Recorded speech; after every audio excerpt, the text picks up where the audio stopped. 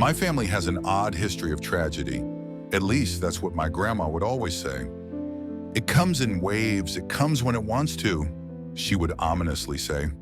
But we all knew she was superstitious and generally odd.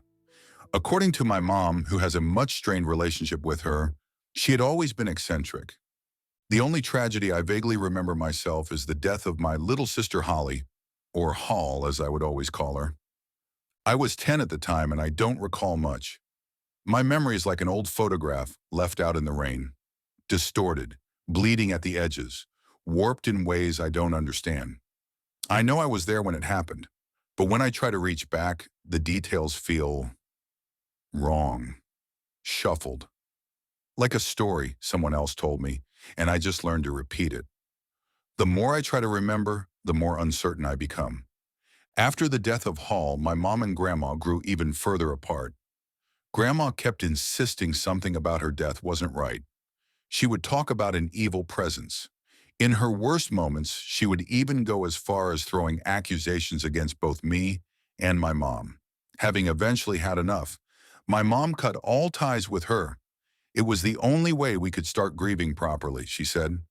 For 12 years, we continued as a family and did our best to move on together in what had always seemed to me a haunted house that was now just a little short on love, a little colder and desolate. For a while, it seemed that we were slowly heading in the right direction. That was until my mom started whispering to herself when she thought no one was around. It started a couple of years ago. Initially, my dad and I thought nothing of it. When we caught her from time to time, she would brush it aside. It's nice to talk to a rational person on occasion, she would chuckle. It honestly didn't seem like any reason to worry. Then one night I heard her whispering to herself from inside her bedroom. My dad and she hadn't shared a bedroom for a while at that point. I'm not a person to intrude on other people's personal space, but I heard her whispering my name. It got my attention. So there I stood in the dark upstairs hallway of my parents' house spying on my mom. I know it might sound weird, but here's the thing. She had been acting strangely for a while now, distant, almost a bit hostile toward me, and I had no idea why. It seemed she might be angry at me for some unknown reason. We were never any good at actually talking to each other. The less said, the better could have been the family motto. This felt like an opportunity I had to jump at. I put my ear to the door and listened carefully.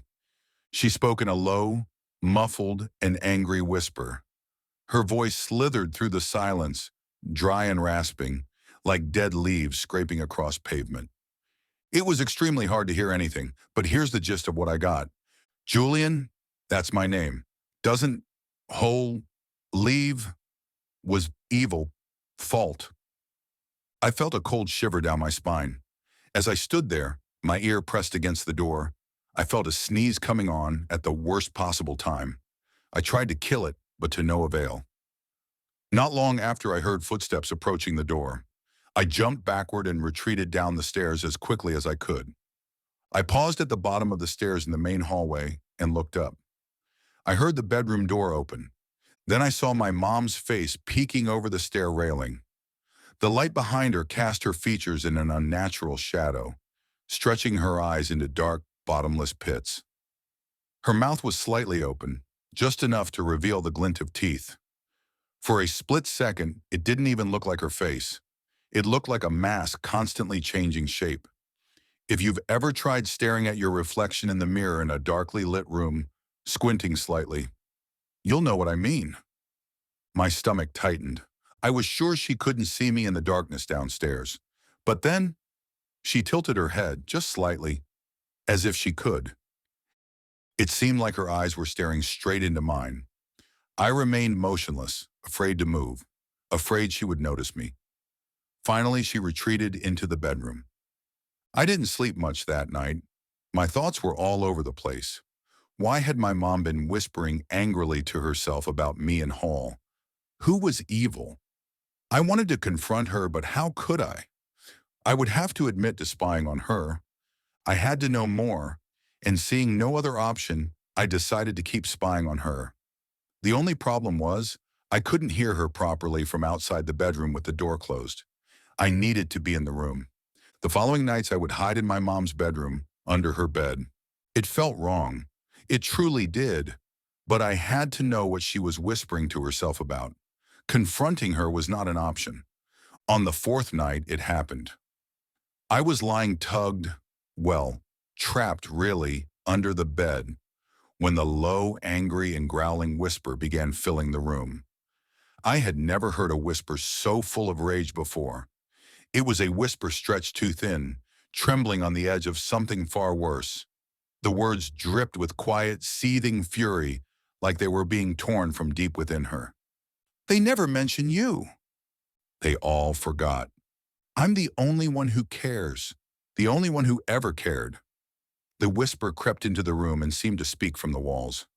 I didn't know until then how terrifying and angry a person can sound while whispering. I couldn't believe this sound came from my mom. There's something wrong with Julian. There was always something wrong with him. I wish you could tell me how you feel. Tell me what you think. I felt an intense fear and unease mixed with sadness. Was this what my mom had always thought of me? That something was wrong with me? Why did it seem like the last sentence she spoke had been directed to someone else in the room with her? I tried to keep myself composed. I couldn't have her discover me now, creeping under the bed. It became nearly impossible for me when a second whisper, which I knew wasn't my mom, suddenly appeared. Something must be done about Julian. He must be punished. The pitch was all wrong, high and thin, with childish undertones. It wavered between something innocent and something utterly unnatural, twisting and twitching with a jagged, broken quality that sent a shiver down my spine. To my horror, I realized that somewhere in that angry, resentful pitch were traces of Hall's voice. At first, I thought it was an echo, a trick of the mind. But then I heard it, the way she used to say my name, Julian. She never was able to pronounce the J part, but there was no warmth or innocence left in it, just anger and something else, hurt perhaps, or disappointment. He must be punished. Hull's whisper seemed to come from right beside me now. I covered my mouth and started sobbing. I couldn't help it. Hearing Hall's voice again speaking those words. I never really believed in ghosts, demons, or any of the things my grandma seemed to believe in. Yet how could I explain this? I'll make sure he gets what he deserves, Hall. I was in a state of shock. I could hardly believe what I was hearing. My mom was whispering to my dead sister, and they both seemed to hate me for some reason that completely escaped me. I know I probably wasn't always the best brother or the best son. Heck, there are a lot of things about me I don't like. But did I deserve their hatred? Their anger? Maybe I did. Suddenly, the whispers stopped. I could hear my mom moving about the room. Had she heard my sobbing? For what seemed like agonizing hours, I held my breath until the light was turned off and my mom went to bed. I waited until I was sure she was asleep and crept out from under the bed. As quietly as possible, I opened the door, but just as I was about to close it behind me, I heard her. "Julian, is that you?" I was caught. I slowly turned around. She was sitting up in the bed, bathed in darkness. I could barely see her expression, yet it seemed to be judging me.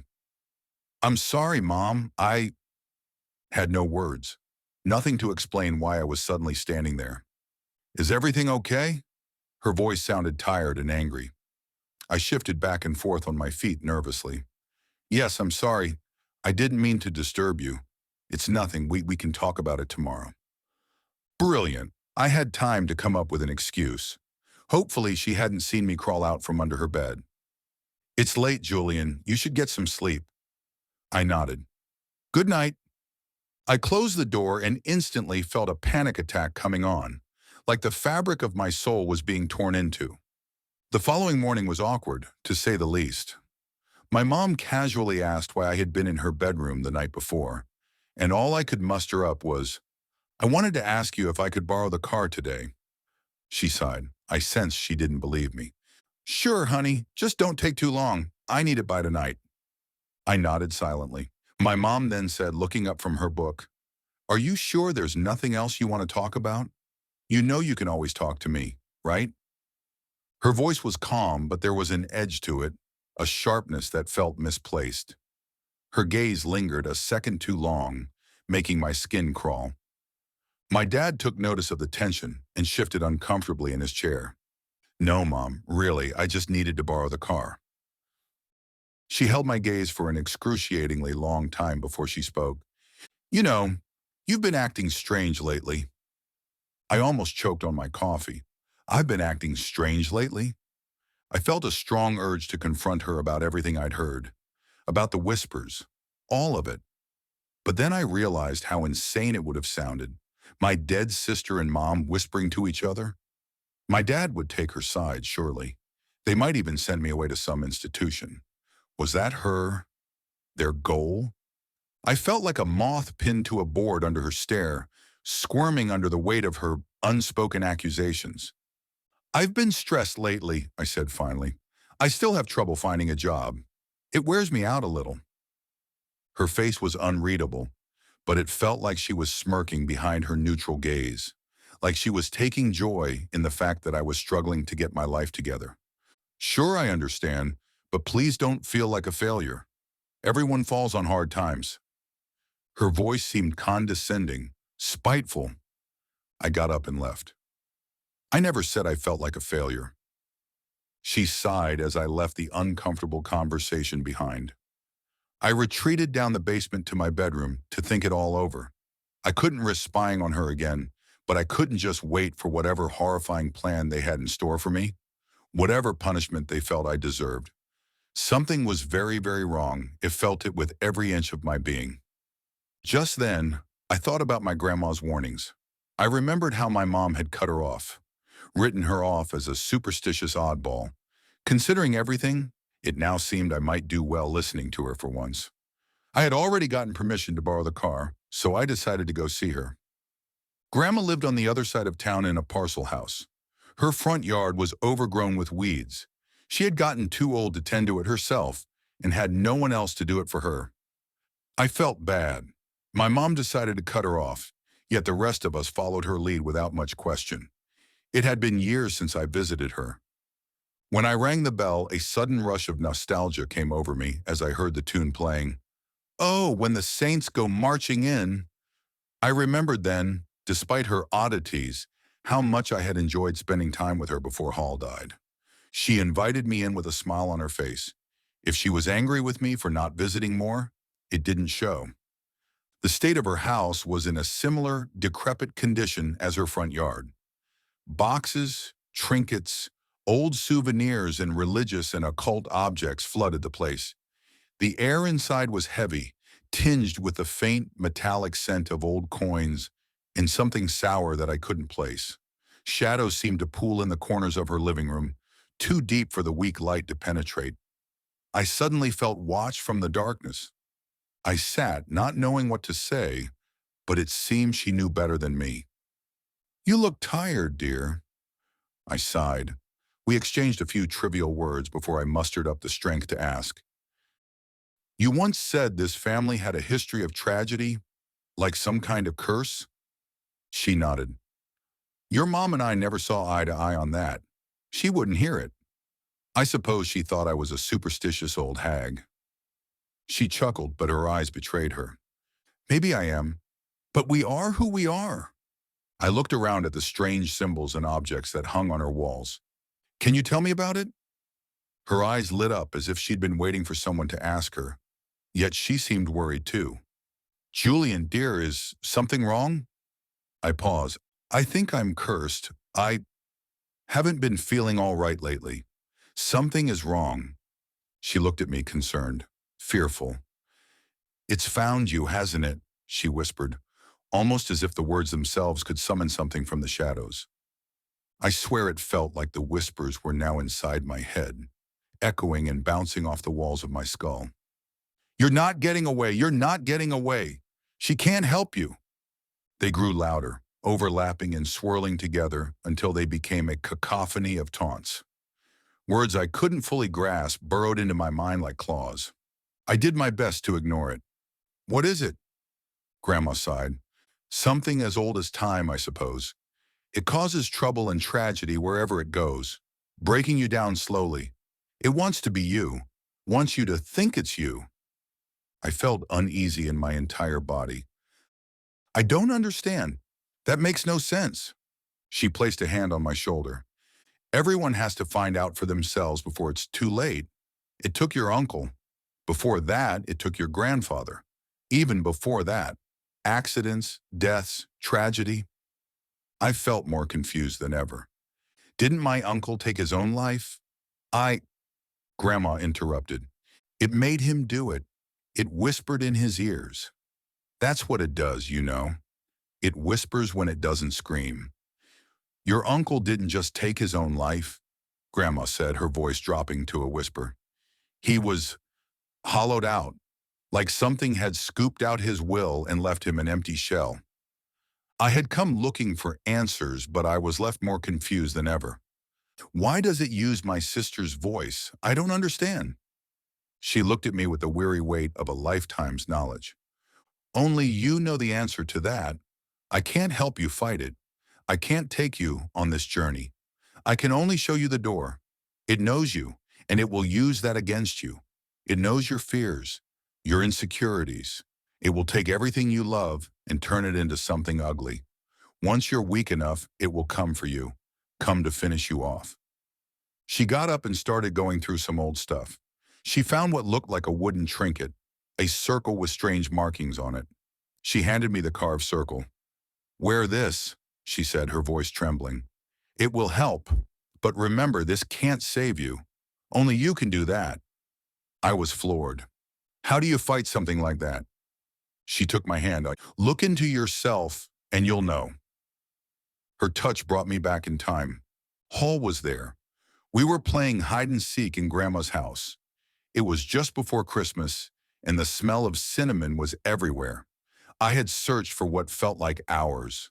Suddenly, I heard a wailing. I followed the sound until I found her in the playhouse out in Grandma's backyard. She had accidentally locked herself inside. You didn't find me. I thought you'd left me. And just like that, I was back in the room with Grandma. I felt tears welling up. I can't do this alone. Ever since Hall died, things have... Mom hates me. She whispers terrible things about me. Dad doesn't even seem to care enough to hate me. Grandma shook her head. You can and you will. You're not alone, but this one thing, you must do alone. You must look into yourself as you confront it. And you must confront it. There is no escape. There is no running away. It will come for you again and again until it comes one last time. I was on the verge of giving up. I don't know how to do that. I don't even know where to begin. She gently grabbed my shoulder. You've forgotten so much, haven't you? I can't help you see it, but maybe I can show you the way. Look in your parents' attic. There's a yellow faded box up there. Find it. Maybe it will help you remember. Help you see what you need to see. I felt defeated, hopeless, yet still determined to keep fighting. As I got up, I stopped for a moment. Grandma, what really happened between you and Mom? Why don't you talk? She looked at me. Her eyes were old and tired. We both said things we shouldn't have said. Your mom and I, we're very different, dear. People handle tragedy differently. I nodded and headed for the door. Julian, dear? I stopped. Remember what I said. When I arrived back at my parents' house, the sun was still high. It was afternoon and I knew they wouldn't be home for at least a couple of hours. I had time. My grandma had wanted me to find something in the attic. She'd been cryptic, as always, but the weight of her words stayed with me. Maybe it will help you remember. Help you see what you need to see. I found the wooden ladder tucked neatly in the closet, just where it had always been. The hatch to the attic groaned as I pulled it down, the sound carrying through the empty house. As I climbed, each step felt heavier than the last. I tried to brace myself for what I might find. The attic was unchanged, standing exactly as it had done when Hall and I used to play hide and seek here. Dusty, old, and shrouded in an eerie stillness that seemed to press against my chest. The wooden beams overhead cast long shadows in the dim light filtering through the lone window. The floorboards creaked beneath my weight, sounding fragile, as if they might give way at any moment. The air was thick with rotten dust, a stale, suffocating aroma that crawled into my throat and refused to leave. "Look for a yellow faded box," Grandma had said. I scanned the cluttered space and spotted a pile of boxes beneath a tattered blanket. The fabric was rough and grimy, like it had been abandoned to time. My hands brushed over the rough texture as I peeled it back, and there it was, a large, faded yellow box. Scribbled on the side were the names Julian and Holly. My stomach sank. With trembling hands, I lifted the lid. The stale scent of old cardboard hit me immediately, and for a moment I hesitated, half expecting something terrible to leap out at me. But all that greeted me were toys, faded drawings, and an old photo album. My chest loosened in relief, but the unease lingered. I sifted through the contents, each item dragging me back through memories and feelings I thought I had buried long ago. There was Leo, Hull's favorite stuffed white tiger. She'd adored him, carrying him everywhere, playing with him for hours. I'd been jealous, and because of me, Leo now wore an eye patch that my mom had lovingly sewn. His white fur was matted and gray with age, the little patch still crooked. Holding it now, I felt the sting like a knife in my side. It wasn't just a toy, it had been her joy, and I'd scarred it. Was I like that? Did I have trouble controlling my emotions? Did I take it out on Hall? I was a kid, I whispered aloud, trying to rationalize it, but the thought turned sour. Something shifted in the air, a barely perceptible sound, whispers carried by the attic's stale breath. "No excuse." The words coiled around me, soft at first, then louder, crashing in a rising crescendo. "No excuse!" I shook my head, desperate to quiet them. I hummed a tune I barely remembered, a childhood melody that brought me a sliver of comfort. Beneath the toys were drawings, mine mostly. Memories of afternoons spent with crayons and markers came flooding back. Hadn't I also drawn things for Hall? I had, I remembered. "Draw me tigers, rainbows, and sunflowers," she'd say with wide eyes, and I'd oblige. "For Hall," the words on the drawing said, the ones with tigers, rainbows, and sunflowers. Crudely drawn tigers played under rainbows. Wobbly sunflowers stretched tall under bright blue skies. But not all the drawings were like that. The others, the ones I'd made just for me, were different. I flipped through them, the familiar unease returning. My mom's voice echoed in my mind. "So many of your drawings have ghosts in them." She wasn't wrong. I hadn't noticed it as a child, but now staring at the crude figures, I couldn't deny it. One drawing caught my eye, a family portrait. Stick figures, all of us together. Except I'd drawn myself twice. One version of me stood with the others, smiling. The second, it was scrawled in red, thick and angry, overlapping lines that slashed across the page like open wounds. The whispers came again, closer this time. Always broken, always evil. I dropped the drawing, my hands trembling. What had Grandma wanted me to see? What had she hoped I'd remember? The ghosts in the drawings weren't just stick figures. They were hollow-eyed, monstrous things. Their smiles stretched too wide, jagged mouths curling unnaturally across their faces. Why had I drawn these things? I flipped to another drawing, a grotesque scene of a monster killing a man. Below it, in a child's scrawl, I had written, "It's fun to murder." I shook my head, trying to dismiss it. Just a kid with a vivid imagination. It didn't mean anything, right? That old horror movie, the one that had given me nightmares, had probably inspired me. The one with the murderous doll. Child's Play, I think it was called. But the whispers disagreed. "You lie to yourself," they hissed.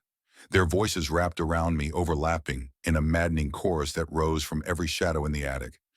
"You were always broken, dark and twisted. Poor Hall. She suffered because of you."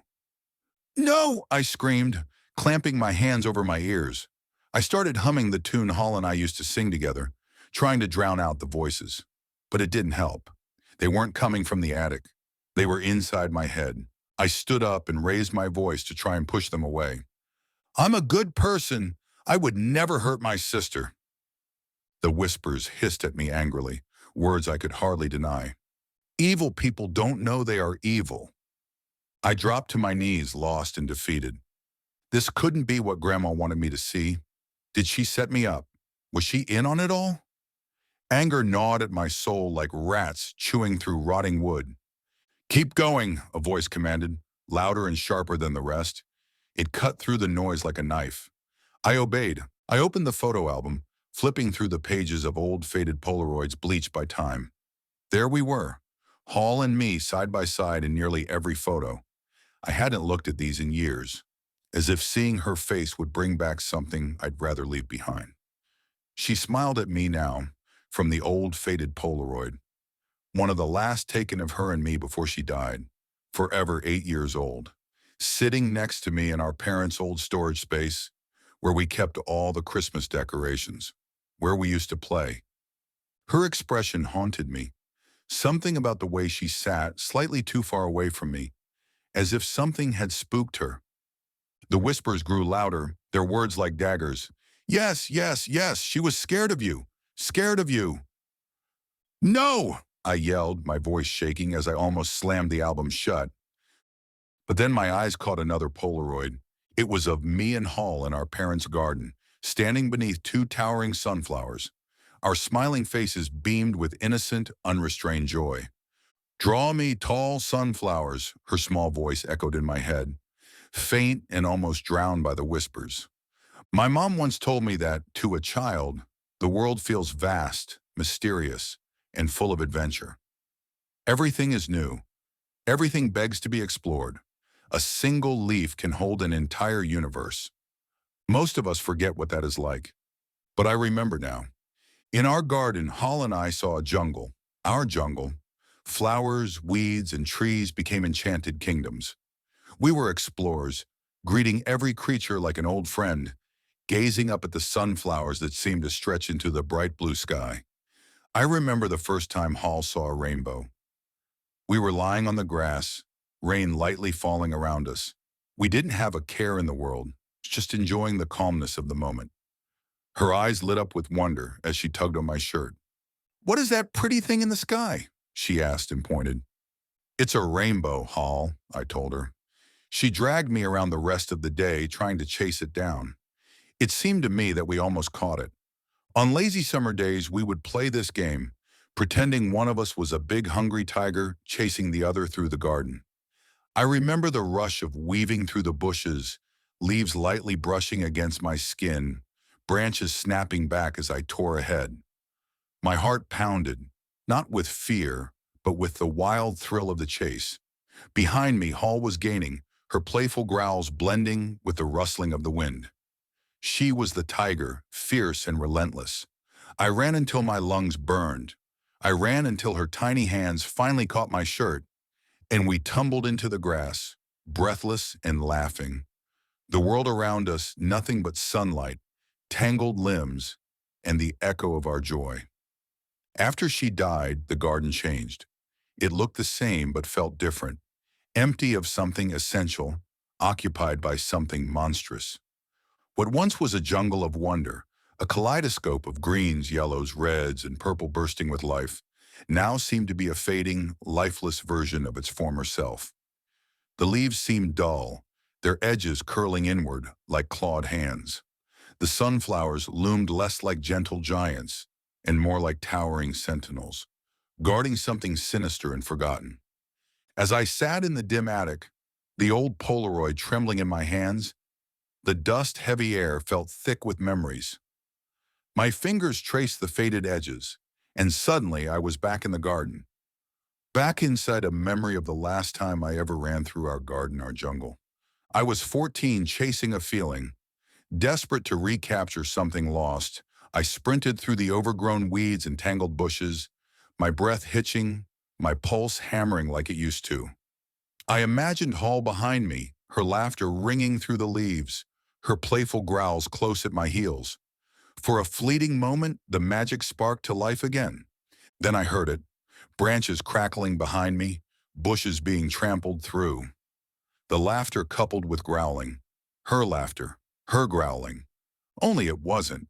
It sounded wrong, like a deliberately bad imitation, a wailing, painful laughter, devoid of joy or innocence, an angry, guttural growl. I stopped and glanced over my shoulder, and that's when I saw her. Pale, ghostly, slightly obscured through the weeds and bushes. Her eyes, those dead, accusing eyes, stared straight at me. Eyes that had closed forever and been buried years ago. I froze, paralyzed by fear, as she slowly crept out from the shadow of the bushes. She crawled on all fours like she used to, pretending to be a tiger. Only this time, her movements were predatory, deliberate, menacing. Her limbs, broken and twisted as they had been the day she died, jerked unnaturally with every step, like a marionette controlled by unseen strings. The growling deepened, layered with something that didn't belong to her small frame. Her face, once so full of life, was now pale and contorted with hatred. The light that had danced in her eyes during our childhood adventures was gone, replaced by an empty, seething darkness. Her lips twisted into a wicked, unnatural smile that stretched far too wide, splitting her pale face like a gash. Jagged, dirty teeth, too many to count, filled a mouth that seemed to grow larger the longer I stared. Her bright blue eyes turned to black pits, glinting with an otherworldly hate that seemed to pierce my very soul. "Don't you want to play anymore?" Her voice was guttural, a hideous growl that rumbled from deep inside her throat. I turned and ran. I ran like I'd never done before. My chest burned, my heart pounded, but I didn't dare stop. There would be no giggling or collapsing in fits of laughter this time. If she caught me, I knew it wouldn't end with joy. Behind me, I heard her, half wailing, half growling, a rising crescendo of fury. Her voice rang out, a guttural howl that sent shivers down my spine. "It's your fault. It's all your fault. And now you leave me here alone." Her words tore through the air, sharp and ragged, like 1,000 nails scraping against bone. The sound vibrated in my skull, drilling into my thoughts. Branches whipped at my face, cutting my skin as I ran. The air around me felt thick and heavy, carrying the acrid scent of decay. My lungs burned as I gasped for breath, pushing my legs harder than I ever thought possible. The crackling of branches behind me grew louder. Her howling was closer now, and I was certain she'd catch me. I screamed, the sound ripping from my throat, raw and desperate. Somewhere in the distance, I heard a voice calling out. A lifeline. I burst out of the bushes and into the open. Strong arms wrapped around me. I thrashed wildly, convinced she'd caught me. It wasn't until I felt the familiar warmth of my mom's embrace that I realized I was safe. I buried my face in her chest, sobbing uncontrollably. She held me tightly, rubbing my back in the silent comfort. "What happened?" she asked softly, but I couldn't possibly begin to explain. No more words were said about it. We were never good at talking in my family. As I glanced back, tears blurring my vision, I saw her. Half hidden in the bushes, her pale, ghoulish face stared at me with those empty, hateful eyes. That smile, God, that smile was still there, carved into her face like a cruel scar. Had she always been there, watching me through the years, through my lonely, siblingless childhood? Always one step behind, waiting for the right moment to strike? No, this wasn't her. It couldn't be. This was something else, something monstrous. This was the it Grandma had warned me about. How could I fight something when I didn't even know what it was, what it wanted? I know I wasn't the best brother. I know I've screwed up. Then and now. I could never be like her. Perfect Holly. I wasn't there for her when she needed me most. Maybe I was even to blame for what happened to her. Is that what it wanted me to admit? Would that bring me peace? I couldn't tell where the whispers ended, and my own thoughts began. They echoed in my mind, relentless and accusing. I took the Polaroid of Hall, me, and the sunflowers. I took the drawings I'd made for her, too. I held on to the memories of running through the bushes, of laughter, of childhood wonder. I didn't know what was coming, but I needed those memories. I needed them close, The next day after my trip to the attic, I paced around my bedroom in the basement, trying to figure out how to proceed. I could hear the whispers again, coiling around my thoughts, squeezing the clarity out of my mind.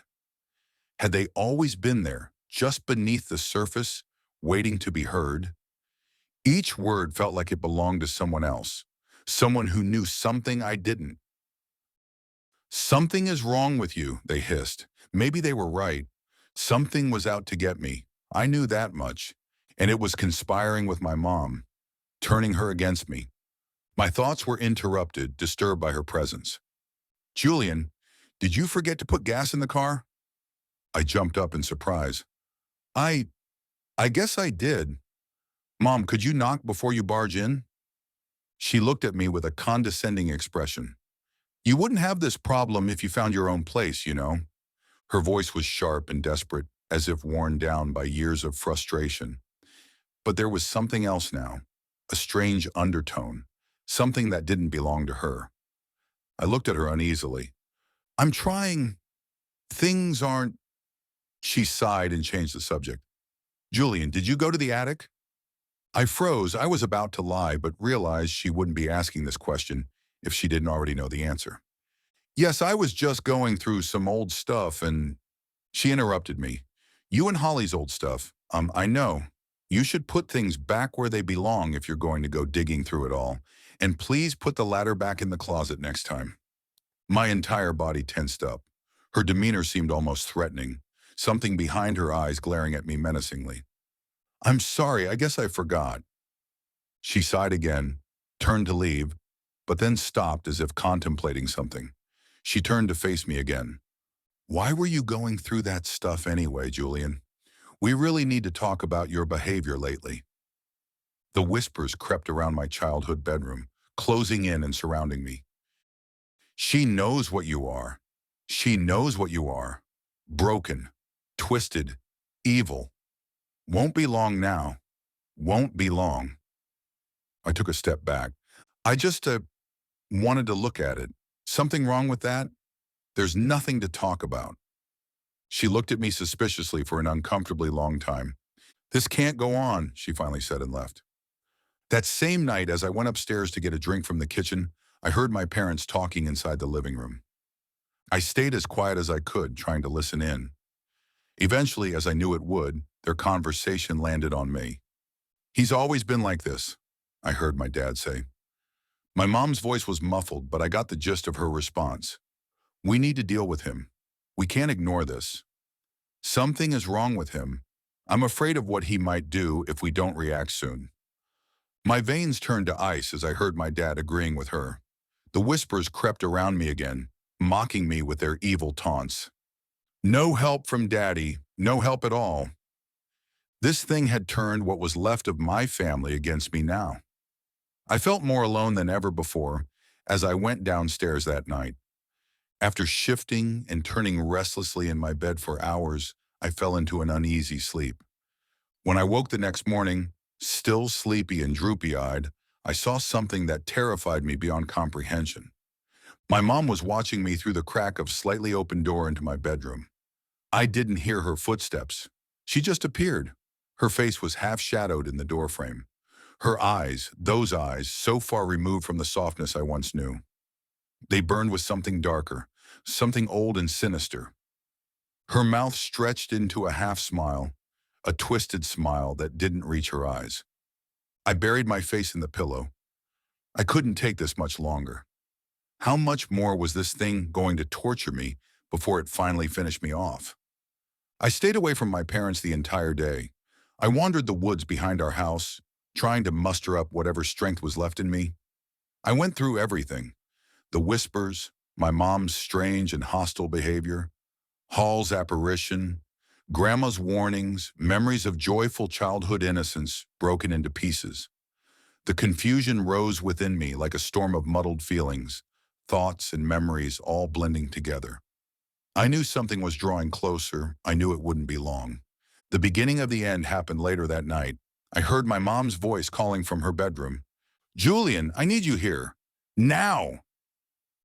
She sounded slightly commanding. I felt almost hypnotized, and my legs started walking toward the bedroom door, even though a voice in the back of my mind told me not to go. Was this really her? How could I be sure anymore? I opened the door.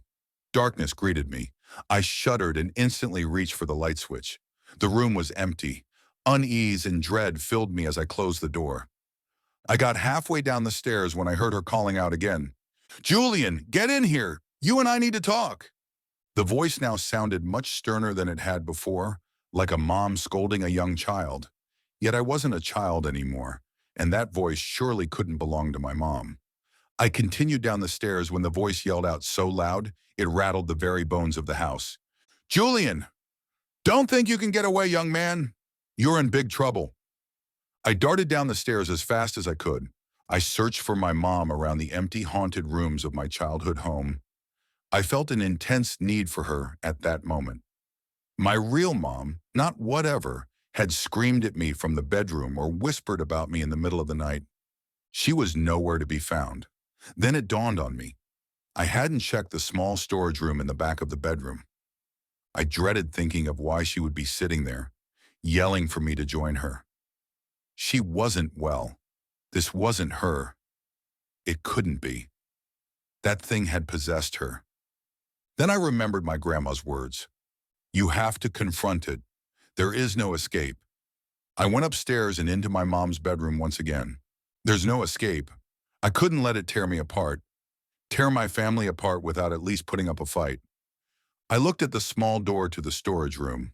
Hall and I had spent so much time in there, our favorite hiding spot. We'd decorate the place with the Christmas ornaments my mom stored there. Christmas in July. We'd laugh and giggle until our stomachs hurt. My mom wasn't a fan of the mess we'd sometimes make, but we loved it. The door now seemed like a gateway into my childhood, beckoning me home. I didn't expect to find any cheerful laughter or Christmas decorations adorning the place, but I had to confront it. I patted my pocket. The Polaroid and the crumbled old drawings were still in there. With a heavy sigh, I slowly opened the door, ready to put an end to this once and for all. Ready to find the truth, whatever it was. The light in the storage space hasn't worked properly for some time now. Only the middle section was lit up by a weak bulb that didn't provide much light. It left the far end in total darkness. I gathered myself and called out, "I don't know what you are. Maybe some kind of demon, but I—" A low, hissing voice slithered out from the darkness, a twisted mix of my mom's cold tone, Hall's childish plea, and something darker beneath. The words oozed like poison, each syllable warped, unnatural. "A demon, Julian? Such little imagination. When I'm done with you, you'll wish I was a demon." The voice fractured, cracking like glass, but I heard them all. Mom's reprimand, Hall's laugh, Dad's distant hum, his indifference, blending into one monstrous entity. I felt something primal rise within me. Despite my fear, another feeling now took over. Anger. Anger because I had no idea what I had ever done to deserve this. I called out again. "I'm done running from you, whatever you are." A chill went through every fiber of my being. The face emerging from the crawl space, dimly lit, was that grotesque, horrifying insult to everything I remembered about Hall. Her eyes had been blue, but not this blue. Not this unnaturally bright, icy blue. So bright they were almost white. Not these eyes, so full of all-consuming hatred, malice, and pain. Her skin was pale, her lips red. But not this pale, not this red. Like blood in the snow. Her mouth looked like it had been placed upside down, distended, and warped into a silent scream. Then came that malignant smile, a mocking imitation of the small and crooked smile I remembered. "How do I look?" "Not too bad, right?" the voice hissed and growled. "I guess I could have looked better if I wasn't dead." A horrible cackling laughter filled the small storage space. It took me all the strength in the world not to run away instantly. "You are not my sister." My voice was shaking with uncertainty. She slowly approached, sat down, and began rummaging through the Christmas decorations. "You remember when we used to decorate this place, don't you?" Remember when you stepped on a glass ornament? It shattered, and you cried. I was there to comfort you, wasn't I? How could I know these things if I wasn't your sister? Where were you, Julian, when I cried out in pain? I shook my head.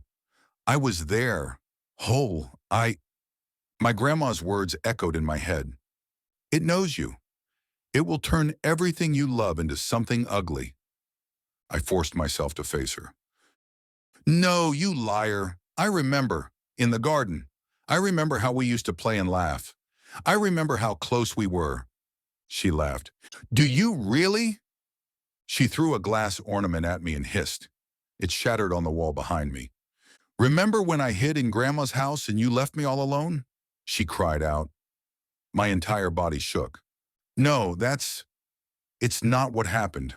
You accidentally locked yourself in the playhouse. I remember.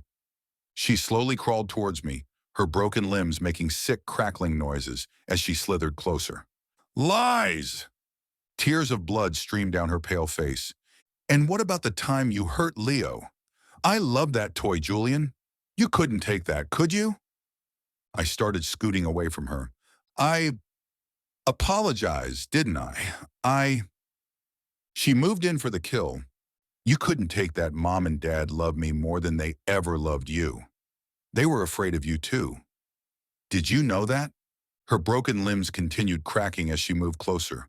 Her monstrously pale face inched ever closer to mine. Bloody tears dripped down on the carpet below. You pushed me when we played in the forest behind our house. Pushed me down that steep hill. I lay there for so long, and you just stood and watched me. She emitted a bone-piercing shriek, half a cry, half an angry outburst. It hurt! Julian, it hurt so badly! She was close enough for me to feel the coldness radiating from her dead frame. The words left my lips in uncertain, doubting sobs. No, Hall, I couldn't have... That's not me. It was an accident. That can't be who I am. Her angry cries became louder. I was about to admit how much I had failed her. I was ready to apologize. To her, to it, to Mom, Dad, and anyone who would listen. Ready for her to pass the final judgment and tear me apart. I just wanted it all to be over. Just when I felt I couldn't take it any longer, something in my pocket started burning. I took out the Polaroid. It trembled in my hands as I clutched it like a lifeline. It was all I had left of her, the real her. Not the pale, twisted thing that haunted me now, but the little girl who'd seen magic in every corner of the world. My fellow explorer, my whole. I pressed the photo to my chest as if I could anchor myself to those moments, to her laughter, to who we used to be. Hole and I in the garden, smiles on our faces, standing shoulder to shoulder beneath the tall sunflowers, chasing rainbows, running wild like tigers. It seemed to take notice, slowing its approach. I took out the crumbled drawings I had made for her too. I held all of it in front of me as a protective shield, screaming at the top of my lungs. I loved my sister. She loved me. You are not her. I kept repeating those words again and again, each time more self-assured, less doubtful. It retreated slowly toward the darkness at the back of the storage space. Its loud cries slowed down into hurt whimpers, no longer as monstrous, no longer as threatening, now much more like a pitiful wailing. Amidst the chaos, I heard a distant familiar voice call out, moving closer, zeroing in on me as the monstrous apparition continued its retreat. The door to the storage space opened. I heard my mom yell out, Julian, what's happening here? I just sat there, unable to move, unable to do much of anything but cry my eyes out. What must she think of me now? I thought, sitting alone in a dark room, screaming and crying out into the void. But then I felt her touch, her embrace, a closeness I hadn't felt from her for what seemed like ages. Julian, please, you have to talk to me. This can't go on. Something is hurting you. Her voice now seemed different. No malice, no blame, no accusations, just concern and tenderness. We don't talk much in this family. The words left my lips like a shaky whimper. She gently took my face in her hands and looked at me. Sweetheart, you don't talk. I tried many times. Both your dad and I could sense there were things you wanted to say, but it seemed like the words always escaped you, like you just had no way of telling us how you felt. We'd get into arguments about the way you were acting out, but it would always go nowhere. Don't you remember? Tears welled up in her eyes. Then time passed, and God forgive me, I guess we gave up. We never should have, but we did. We accepted that you didn't want to or didn't know how to talk about the things you were going through. You withdrew. It seemed to me you had eventually moved on, although I guess, in my heart, I knew better. I wish you had, but you got accustomed to the burden you were carrying silently, didn't you? Until it became too much and it all just came crashing down on you. I shook my head, tears streaming down my face. But you whispered things about me. It was my fault. What happened to Hall? I heard your whispers. She shook her head and wrapped her arms around me tighter. Sometimes we hear and see the things we think we deserve. It's true, I sometimes whisper to myself. That is my way of coping, but I would never blame you. How could I? It wasn't your fault. You were just a child. It was an accident. You two were playing around and she fell. I should have sensed it. The guilt you were carrying around. I should have done more to get you to open up. The softness of her voice seeped through the slowly appearing cracks in the wall that had surrounded me. Jules, Angel, I'm so sorry. I held her tightly. I had no more fight left in me. No more will to resist what I had been keeping inside for so long. I tried to put into words what I never had been able to. There are so many voices, so many whispers. I don't know what to believe anymore.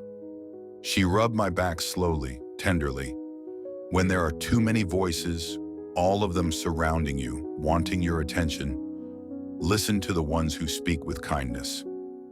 Her soothing voice seemed to echo through the corners of the dark storage space, driving away the last remaining whispers. We sat there for a while, in blissful silence, among the neatly packed up and dusty Christmas decorations, the old-time weathered remains of my childhood sanctuary. As I looked over my mom's shoulder, trying to grasp everything that had happened, Hole's pale and horrifying apparition was gone. And in its place, I saw my 10-year-old self staring back at me, so small, so fragile, so hurt, slowly withering away, leaving behind only a fading memory of tigers, rainbows, and sunflowers.